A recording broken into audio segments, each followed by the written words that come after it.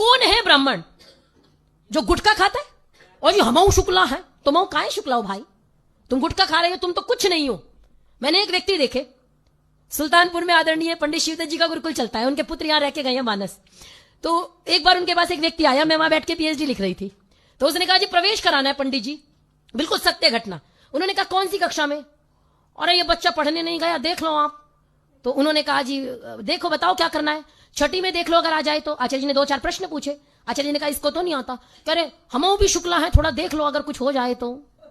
आचार्य जी मुझे जब वो बाहर निकला, आचार्य जी कह रहे बताओ, अगर ऐसे व्यक्ति अपने आप को शुक्ला माने, आप कुछ नहीं है। ब्राह्मण पता है कौन है? आर्य समाज जन्मना नहीं कहता, मनुस्मृति भी जन्मना नहीं कहती।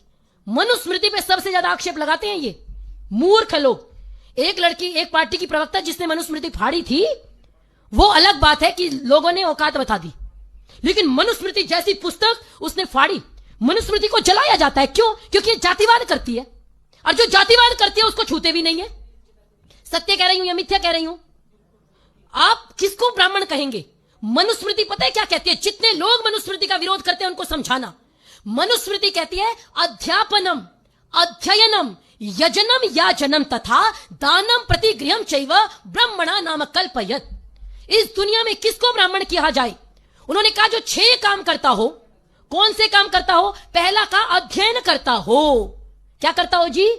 जिसकी भ्राता जी चर्चा कर रहे थे, स्वाध्याय करना चाहिए। जो पढ़ाई करता है वो ब्राह्मण है। अध्यापन, और जो पढ़ाता है वो ब्राह्मण है। अगर हम सभी पढ़ते पढ़ाते हैं तो हम ब्राह्मण का ही तो कार्य कर रहे हैं। जितने लोग गुरुकुल चला रहे हैं वो सब पठन पाठन का कार्य कर रहे हैं, तो ब्राह्मण है कि नहीं है? है। आगे कहा अध्ययनम अध्यापनम।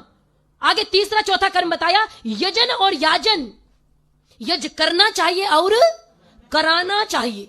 ये नहीं जी अपन ने तो यज कर लिया, हम दूसरे को क्यों कराएं? नहीं, यज करना चाहिए और कराना चाहिए।